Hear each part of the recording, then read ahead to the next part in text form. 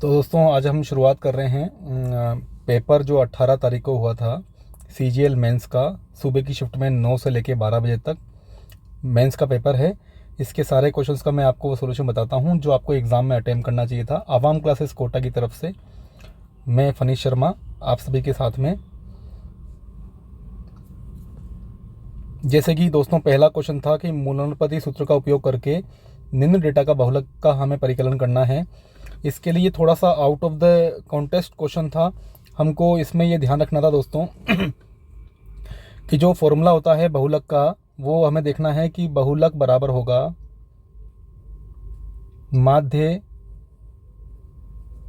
Minus में 3 times of माध्य minus का माध्य का। ये फॉर्मूला हमको यूज़ करना था। इस वाले क्वेश्चन की दोस्तों बात इतनी सी है कि आपको ये डेटा समझना था कि हमारे पास में जो डेटा दे रखा है पूरा, इसको आपको अरेंजमेंट इसका जमाना है। इसका माध्य निकालेंगे, टोटल हम लोग करेंगे, इन सबको हमको ऐड कर देना है, सबको हम जोड़ेंगे। जोड़ने के बाद में बेटा आएगा इसमें 264 और ये हमारे पास डेटा 12 है, इसका डिवाइड कर देंगे, आंसर आएगा 22। यानी कि इसका जो है कि माध्य है उसका वैल्यू आ जाएगा 22। और माध्यिका की बात करें तो माध्यिका में आप देखेंगे सर 12 संख्याएँ हैं, तो 12 का जो है कि हाफ करेंगे यानी कि n/2 और n/2 प्लस का 1, इन संख्याओं के बारे में बात करेंगे। तो n/2 जो इंक्रीज ऑर्डर में लगाएंगे इसको हम लोग 16 है, 17 है, 18 है, 20 है, और इस तरह से हमारे पास में 6th और 7th नंबर पर जो संख्याएं आ रही हैं वो आएंगी दोस्तों 22 और 24। इनका हमें एवरेज लेना है। इनका एवरेज कितना आएगा 23। तो इसकी जो माध्यिका है वो बनेगी 23। इस फॉर्मूले हम लोग आंसर रखेंगे यहाँ पर, और जो है कि माध्य का वैल्यू हमारे पास में रहेगा 22 और माइनस में 3 टाइम्स ऑफ जो है कि माध्य का वैल्यू है 22 हो गया, और माध्य का आपका जो है कि निकल के आया है 23। तो 22 माइनस का 23 जो है मेरे पास में रहेगा माइनस का 1, और इसको जो है कि -1 को मल्टीप्लाई करेंगे माइनस का 3 से, तो प्लस का 3 बनेगा। 22 प्लस का जो है कि 3 रहेगा, ये रहेगा मेरे पास में 25। करेक्ट आंसर हो जाएगा ऑप्शन नंबर 1। क्वेश्चन नंबर जो है कि सेकंड नंबर है कि अनिल बीना जो है कि 2 फ्रेंड्स हैं और इनके बीच का एज का डिफरेंस 5 है। अनिल के फादर की जो एज है, अनिल के फादर जो है कि दिनेश हैं, वो अनिल से 3 गुना ज़्यादा हैं, और बीना जो है कि अपनी सिस्टर से डबल है एज में। और आपको दे रखा है दिनेश और चारू जो है कि अपने आपस में जो है कि 45 का डिफरेंस रखते हैं। बीना ओल्डर देन अनिल है। वैसे ये पार्ट जो है कि रीजनिंग के आता है, इसमें रीजनिंग भी पूछी गई है। हमें समझना पड़ेगा अनिल के फादर जो है कि वो दिनेश हैं जी। दिनेश के बाद में जो है कि बीना होगी, बीना के बाद में जो है कि अनिल होगा, अनिल के बाद में जो है कि चारू होगी। हमें दे रखा है दिनेश और चारू के बीच का डिफरेंस 45 का है, और बीना और अनिल का डिफरेंस 5 दे रखा है। तो हम लोग एक बार अनिल की एज मान लीजिए x मानते हैं, तो x प्लस का 5 जो है कि एज हो जाएगी आपकी बीना की। और क्योंकि हमें रेशो दे रखा है कि सर जो है कि इसमें अनिल की एज जो है कि 3 गुना है, अनिल के फादर की एज जो है कि अनिल से 3 गुना है, यानी कि यहाँ पे रेशो 3 है, तो यहाँ पे जो है कि 1 है, और बीना जो है कि डबल है किसका, चारू का। इस वाले पार्ट को हम लोग यूज़ करेंगे कि सर ठीक है, ये मेरे पास में जो है कि अगर 1 बनता है, ठीक है, तो अगर अनिल की एज x बनती है तो ये x प्लस 5 है, इसका 3 गुना, यानी इसकी फादर की एज कितनी हो जाएगी 3x। ठीक है, 3x के बाद में हम लोग बताएंगे सर इसमें जो है चारू की एज जो है कि 45 कम होगी, यानी कि यहाँ पर आएगा 3x माइनस का 45 जी। और चारू की एज अगर 3x माइनस का 45 है तो इसकी एज का जस्ट डबल जो है कि बीना की एज है जी सर। बीना की एज इसकी डबल होनी चाहिए, यानी कि 6x माइनस का 45 का डबल कर देंगे 90। ये बीना की एज होनी चाहिए, जबकि बीना की एज हम लोगों ने कितनी बनाई थी, x प्लस का 5। तो यहाँ पे हम लोग बराबर करेंगे, x प्लस का 5 जो है कि ये बराबर होना चाहिए 6x माइनस ऑफ 90 के, यानी कि यहाँ से हम लोग 5x का वैल्यू निकालेंगे दोस्तों। 5x का वैल्यू आ जाएगा यहाँ से 95, यानी कि x का वैल्यू आएगा यहाँ से 19। अगर x 19 आ रहा है तो अनिल की एज तो हमारे पास में 19 आ चुकी है, और आप जो है कि 19 से बात बढ़ाएंगे तो ये मेरे पास 24 आ चुकी है। और यहाँ से हम लोग 19 का 3 टाइम्स कर देंगे, अनिल का 3 टाइम्स है तो 57 एज आएगी इसके फादर की। और आपने जो है कि 45 कम किया है, यानी कि यहाँ से 47 में से 45 माइनस करेंगे तो चारू की एज 12 आ जाएगी। तो हम लोग 57 और 12 को जब ऐड करेंगे, ये वाले पार्ट को 12 से ऐड करेंगे, तो हमारे पास में वैल्यू आएगा दोस्तों 69, यानी कि ऑप्शन नंबर 1 ये आपका करेक्ट हो जाएगा। रानी और आद्या, क्वेश्चन नंबर 3 की हम लोग बात कर रहे हैं। 12 और 16 में करते हैं। 12 लिखा है हम लोगों ने, 16 लिखा है, 48 लिखा है, और जो है कि ये इनका वनडे वर्क आएगा 4, इसका आएगा यहाँ से मेरे पास में 3।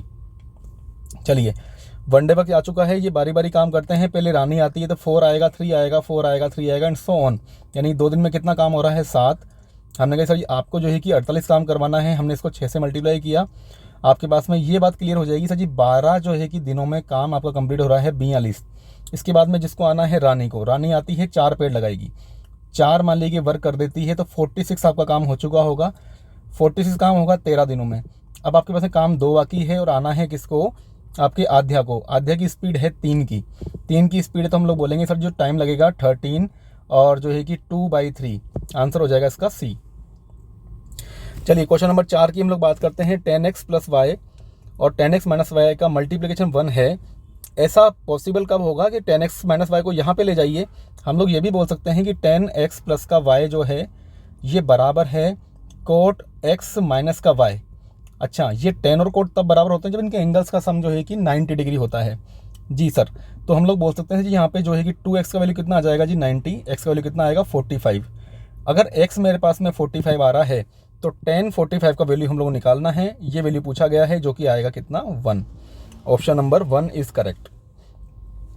क्वेश्चन नंबर आपको बोला है कि एक व्यक्ति के पास में 15 रुपये में 10 एक समान वस्तुएं खरीदता है, यानी कि इसकी जो कॉस्ट प्राइस है वो 1.5 आ चुकी है। उनमें से हर वस्तु को 1.7 में बेच देता है। जी सर, उसका लाभ परसेंट बताना है तो 0.2 का जो है कि फ़ायदा हो गया। 0.2 का फ़ायदा हुआ है विद रेस्पेक्ट टू 1.5। ठीक है, तो हमारे पास में ये जो वैल्यू आ जाएगा आप इसको सोल्व कर लेंगे और आंसर इसका जो है कि हमारे पास में बनेगा, इसको मल्टीप्लाई कर दीजिए 100 से और ये कटने के बाद में आपका आंसर बनेगा 13.33%। Option number D. चलिए क्वेश्चन नंबर 6 अच्छा क्वेश्चन है। इसमें बताया गया है कि आपको एक ट्राइंगल है, इस ट्राइंगल का नाम दे रखा है हमको HJNK, क्योंकि हमको दोस्तों ये बताया हुआ है कि सर GHJ पर एक पॉइंट है।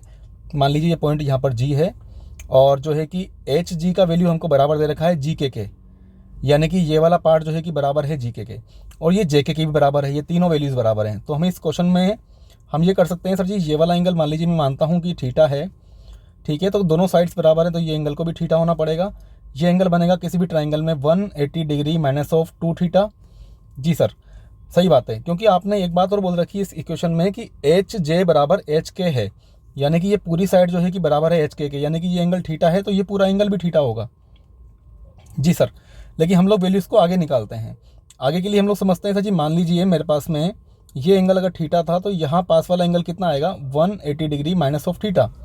जी, अगर 180 डिग्री माइनस थीटा का वैल्यू आ रखा है, दोनों साइड्स बराबर हैं, तो बचे हुए एंगल रहेंगे सर 180 डिग्री में से आप थीटा को माइनस जो वैल्यू है इसको माइनस कर दीजिए 180 में से, यानी कि वैल्यू रहेगी थीटा, तो ये वैल्यू रहेगा आपका θ/2 और ये भी हो जाएगा θ/2। ठीक है, तो हमें अब ये समझना है कि सर जी जो एंगल आपको दे रखा है एंगल HJ और K ये बराबर होगा एंगल HK और JK, क्योंकि हमें पता है कि थीटा जो है प्लस में जो हमने बराबर किया है ये थीटा बराबर होगा आपका, ये एंगल है हमारे पास में 180 डिग्री -2 थीटा प्लस में θ/2। ठीक है, थीटा का वैल्यू ढूंढने जाते हैं हम लोग कि सर थीटा का वैल्यू आएगा यहाँ से हमारे पास में ये बनेगा 3 थीटा माइनस का θ/2, यानी कि 5 θ/2 ये वैल्यू है 180 का। ठीक है, ये आएगा 36 दूनी 72, यानी कि थीटा हमारे पास में आ रहा है 72 डिग्री। 72 डिग्री जो है कि थीटा का वैल्यू है और हमसे पूछा गया है कि HGK ये है HG और K, यानी कि 180 डिग्री माइनस का 80, 180 माइनस का थीटा और आपको जो है कि एक वैल्यू पूछा हुआ है साथ में वो है GKJ। ये है मेरे पास में G और ये है मेरे पास में K और ये J। ये एंगल था 180 माइनस का 2 थीटा, तो 180 माइनस का 2 थीटा टोटल हो गया मेरे पास में 360 डिग्री माइनस का 3 थीटा।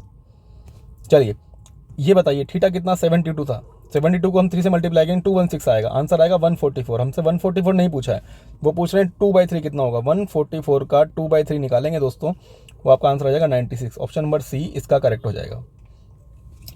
चलिए नेक्स्ट आते हैं क्वेश्चन नंबर 7। ये आपको जैसे कई टीचर्स आपको बताते हैं, सब लोग सिखाते भी हैं कि आप एक वेरिएबल को 0 कर दो, लेकिन आपको ये बात ध्यान रखनी होगी यहाँ पर कि x, y, z 3 वेरिएबल्स हैं, 3 इक्वेशंस हैं, इसमें आप डेटा रख के आंसर नहीं निकाल सकते। x और y को आप एज्यूम नहीं कर सकते, इसमें x, y, z का एग्जैक्ट वैल्यू आपके सामने निकलेगा। हम लोग ये कर सकते हैं सर, इसमें हम लिख सकते हैं x माइनस का y और प्लस का z और इसमें जो है कि मेरे पास में बचेगा z माइनस का y, ये है सर 16, क्योंकि सेकंड इक्वेशन हमको बोलती है कि इसका वैल्यू जो है ये हमारे पास में 9 है। इसका मतलब हम लोग बोल सकते हैं z माइनस का y जो है वो कहीं ना कहीं बराबर है किस चीज़ के, ये आपको बताएगा सर ये बराबर है मेरे पास में 16 माइनस ऑफ 9 यानी कि 7 के। और हम लोग जो है कि सेकंड इक्वेशन जो है और ये थर्ड इक्वेशन, इन दोनों को हम लोग सॉल्व करेंगे, क्योंकि x माइनस का y प्लस का z बराबर हमारे पास में 9 था, और 2x माइनस का 3y माइनस का z बराबर आपको 9 दे रखा है। हम लोग इस इक्वेशन से x को एलिमिनेट करते हैं, तो 2 से हमने मल्टीप्लाई किया, 2 से जब मल्टीप्लाई करेंगे तो दोस्तों ये हम माइनस करेंगे तो ये जो है कि वैल्यू कट जाएगा आपका, और ये जब माइनस होगा तो बनेगा सर माइनस का 3y और माइनस का 2y। हम सेकंड इक्वेशन में से इसको हमने 2 से मल्टीप्लाई किया तो ये मेरे पास 18 बन जाएगा। तो इस फर्स्ट में से जो है कि सेकंड को माइनस करेंगे, 18 माइनस का 9 होगा 9, और यहाँ पर जो है कि 2x में से x जाएगा, ये वाला पार्ट खत्म हो जाएगा, माइनस का 2y और माइनस ऑफ 3y यानी कि प्लस का y, ये है मेरे पास में 2z माइनस ऑफ z यानी कि प्लस का 3z, ये बराबर जो है कि 9 है। हम दोनों इक्वेशंस को सोल्व करेंगे, यहाँ से आपको y का वैल्यू निकालना है, और y का वैल्यू बड़ा इजीली आपका निकल जाएगा माइनस का 3, ऑप्शन नंबर 1। चलिए आगे बढ़ते हैं दोस्तों। क्वेश्चन नंबर जो है कि 8 है। 8 आपको बोलता है कि लंबवृत्तीय शंकु है जिसकी ऊंचाई दे रखी है आपको 63, और इसके वक्र पृष्ठ का क्षेत्रफल इसके आधार के क्षेत्रफल से 5 गुना है। तो आपने एक बात समझनी है कि सर ऐसे क्वेश्चंस के लिए हमें ये समझना पड़ेगा कि पहले हम लोग बनाते हैं एक जो है कि राइट एंगल, जैसे कि हम लोगों ने यहाँ पे एक राइट एंगल, एक हमारे पास में शंकु बनाया हमने, सॉरी राइट एंगल नहीं, एक शंकु। शंकु की कहानी में बताया गया है कि सर इसकी हाइट जो है कि 63 है जी, और इसका वक्र पृष्ठ का क्षेत्रफल जो हम जानते हैं कि पाई आर एल होता है, ये जो है इसका आधार का क्षेत्रफल, क्योंकि इसकी रेडियस अगर आर होती है तो पाई आर स्क्वायर का 5 टाइम्स है, तो पाई से पाई खत्म हो गया, आर से आर खत्म हो गया। हम लोग यहाँ से एक बात कंक्लूड कर सकते हैं कि एल बराबर जो है कि 5r है, यानी कि एल और आर का रेशो जो है कि 5:1 आ रखा है। अब जरा सोचिए एक बार के लिए कि अगर ये रेडियस हमारे पास में 1 होती है तो लेंथ आपकी जो है कि 5 बनेगी, और 5 का स्क्वायर होता है 25 माइनस का 1, यानी कि इस लेंथ को अगर मैं रेशो की टर्म्स में बताऊँगा तो मेरे पास में आएगा √24। ठीक है, तो अगर ये √24 है तो हम लोग बता देंगे सर जी अब सारी वैल्यूज हमारे पास में। अगर मैं से पूछता है आर कितना है 63 आपकी भाषा में, √24 मेरी भाषा में, व्हाट इज़ द वैल्यू 1, और आपसे को पूछता है एल कितना होगा, तो हम निकाल सकते हैं सर इसमें जो है, या एच का वैल्यू को पूछता है तो एच बताएंगे सर 63 तो हमको दे ही रखा है। यहाँ से आगे बढ़ते हैं, चलो सोल्यूशन निकल जाएगा यहीं से। ऑप्शन नंबर बी पे जैसे इन्होंने बता रखा है, तो हम लोग आगे चलते हैं कि 1/3 आपसे आयतन पूछा है, पाई का वैल्यू बोल रहे हैं 22/7 आप यूज़ कर लीजिए, आर स्क्वायर का वैल्यू है 63/√24 और 63/√24, हाइट हमको 63 दे रखी है, ये 24 रहेगा, इसको आप काट लीजिए, 7 या 21, 21 से 3 बार जाएगा, और ये मेरे पास में ओवरऑल बन चुका है 24, 3 के पार्ट से ये 21 बार जाएगा, 3 के पार्ट से 8 बार जाएगा, और इसको हम पूरा सोल्व कर लेंगे। इसका आंसर जो है कि 10914.75 आपका आ जाएगा। सोल्यूशन आपको निकालना है, करेक्शन आप कर लीजिएगा इसमें कि इसका डेटाबेस फाइनली कितना आ रहा है, इसको सोल्व कर लीजिएगा।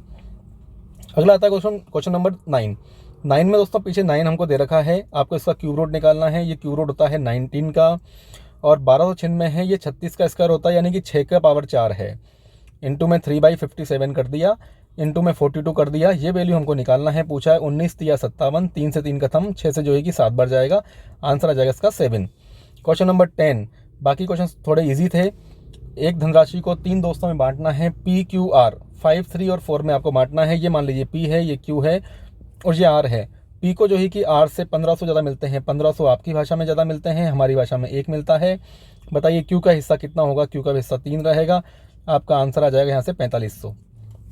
चलिए क्वेश्चन नंबर 10 की हम लोग बात करते हैं। 3 व्यक्तियों की औसत आयु 56 वर्ष है, उनकी आयु का अनुपात 2, 5, 7 है, तो क्यों ना हम लोग इसको जो है कि ऐसा मान लें A है, B है और C है।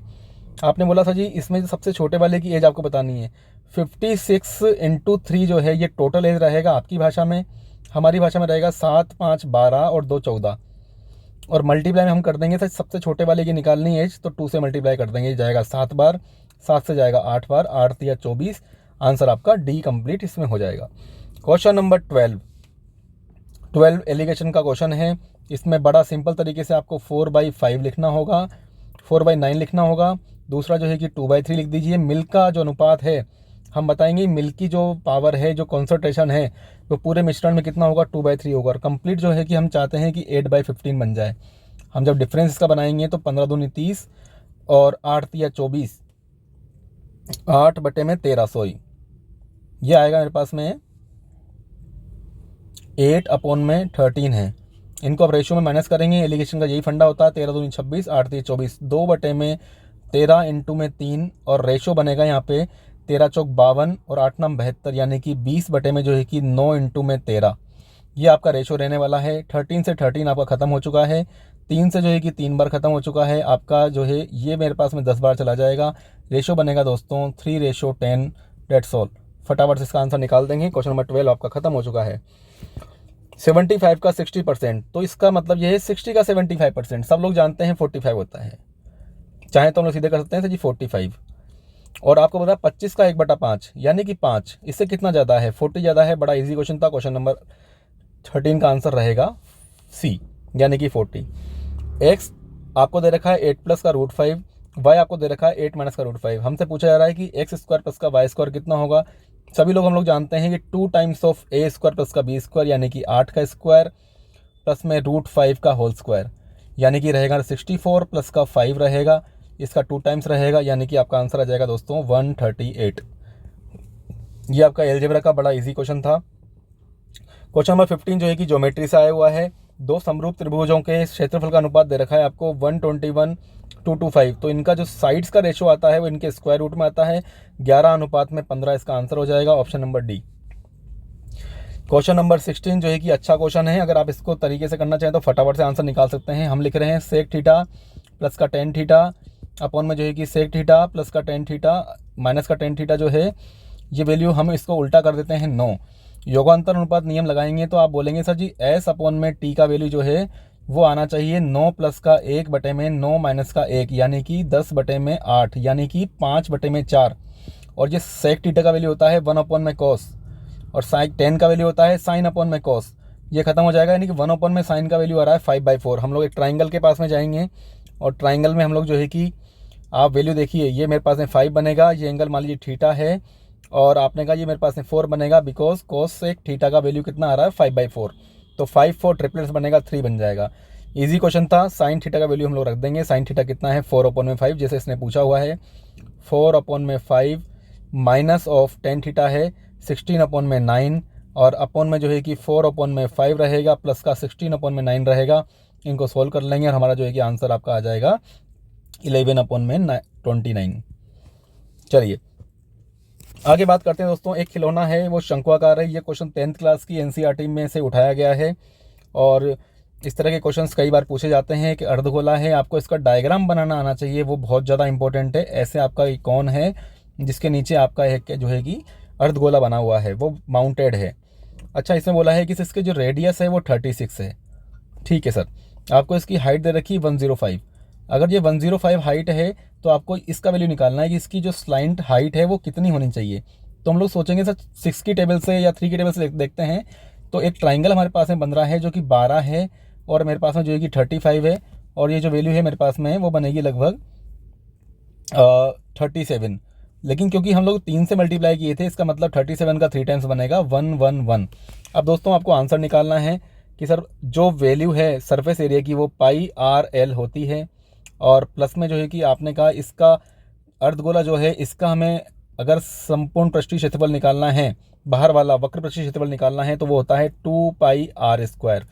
ठीक है, तो आप जो है कि यहाँ पर पाई को एक बार कॉमन ले लेते हैं। हम आर का वैल्यू जानते हैं, आर हमको 36 दे रखा है, और प्लस में जो है कि हमारे पास में है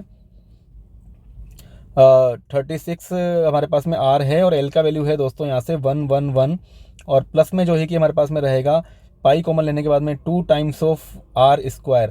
आर का वैल्यू दोस्तों हमारे पास में 36 है इंटू 36 है। आप इसको यूनिट डी से भी कर सकते थे, और आप जो आंसर निकालेंगे इनको टोटल करेंगे वो आपका आएगा 6588। क्वेश्चन नंबर 17 का आंसर ये है। चलिए क्वेश्चन नंबर 18 जो है कि प्रोबेबिलिटी से है। आजकल क्वेश्चंस आपके आने लग गए हैं प्रोबेबिलिटी से। बात यह है कि सर इस वाले क्वेश्चन में जो है हमको दे रखा है सर जी आपको हिट करने की जो प्रोबेबिलिटी है वो 2/3 है, तो हिट नहीं करने की प्रोबेबिलिटी कितनी आएगी 1/3। अच्छा, 3/4 आपकी जो है कि दूसरे वाले बंदे की हिट करने की प्रोबेबिलिटी है, तो 1/4 दूसरे वाले की आ जाएगी हिट नहीं करने की। तो अगर आप चाहते हैं कि कोई भी सटीक निशाना लग जाए तो एक की प्रोबेबिलिटी होनी चाहिए, लेकिन बी उस निशाने को नहीं लगाए, केवल एक ही निशाना लगाए। तो या मान लीजिए बी इस पर निशाना लगाता है तो ए जो है कि इस पर निशाना नहीं लगाए, ये आपका आंसर रहेगा।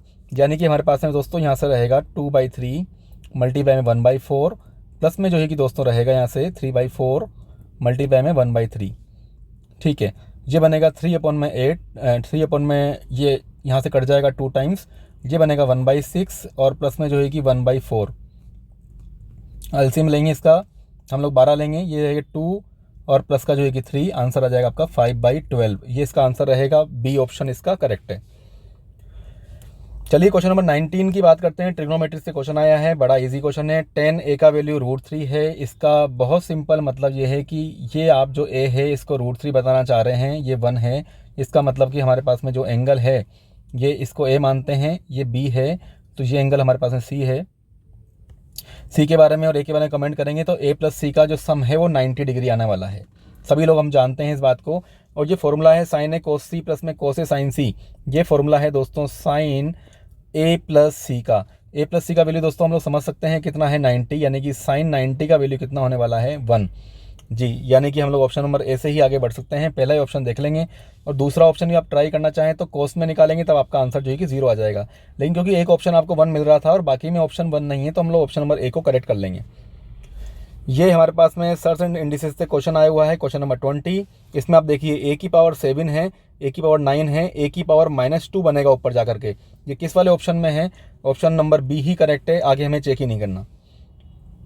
क्वेश्चन नंबर 21 थोड़ा सा कैलकुलेटिव है, थोड़ा ठीक भी है। आपको इसमें मेरी सलाह तो यही है कि आप इसको सोल्व कर पाते हैं तो आप आगे बढ़ें, नहीं कर पाते हैं तो आप जो है कि इसको छोड़ भी सकते हैं। इस क्वेश्चन को एग्जाम के पॉइंट ऑफ व्यू से ये टाइम टेकिंग रहता है।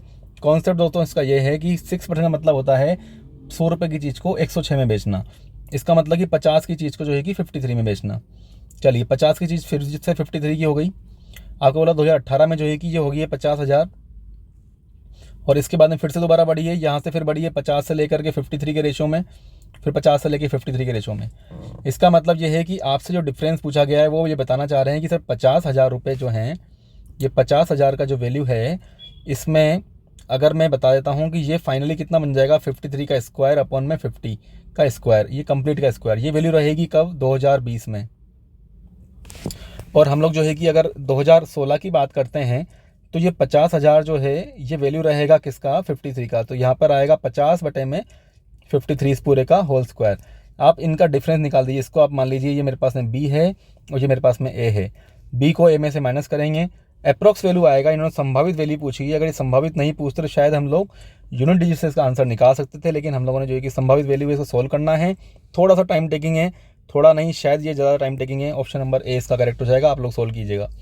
क्वेश्चन नंबर 22 फिर से अलजेब्रा का क्वेश्चन है। इससे क्वेश्चन को करने के लिए क्योंकि हमारे पास में 3 वेरिएबल्स हैं, एक इक्वेशन दे रखी है, तो क्यों ना इसमें z को 0 कर दिया जाए। z 0 किया, यहाँ पे z 0 किया, यहाँ भी z 0 किया।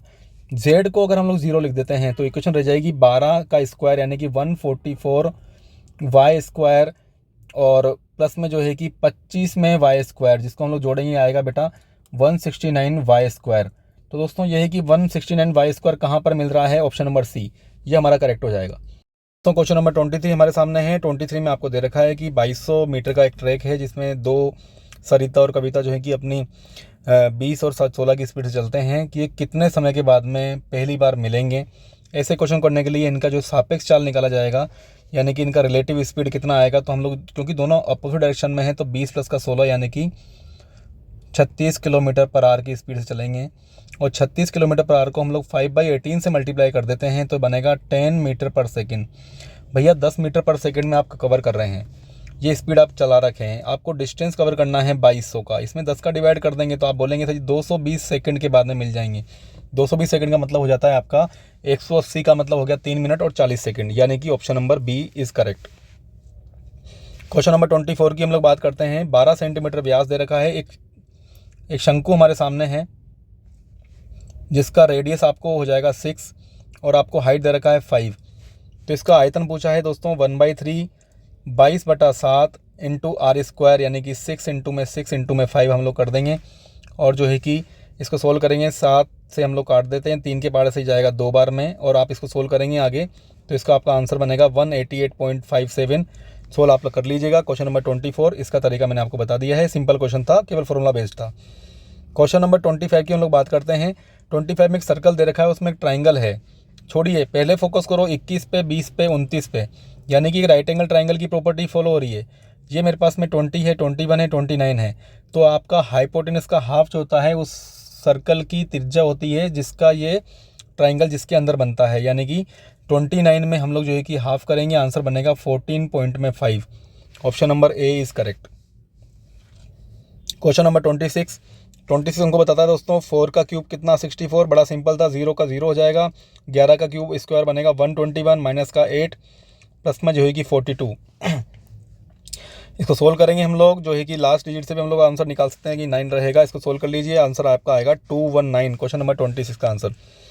क्वेश्चन नंबर 27 में दोस्तों देखना है कि 14 फरवरी से हम लोग बात कर रहे हैं 28 अप्रैल तक की, तो 14 डेज तो ये वाले हो गए, 28 दिन अप्रैल के काउंट हो गए, और आपके 31 दिन रहेंगे मार्च के। टोटल बनेगा आपका 8 और 1 9 और 4 13, 73 डेज का मतलब होता है दोस्तों, अगर मैं 365 के अकॉर्डिंग लेता हूँ तो 1/5, यानी कि आपका जो रेट ऑफ इंटरेस्ट है वो 6.5 की जगह उसका 1/5 रहेगा, यानी कि 1.3% हमको निकालना है। तो 1.3% ऑफ 2000 निकालेंगे, वो आपका 26 आ जाएगा। Option number A is correct.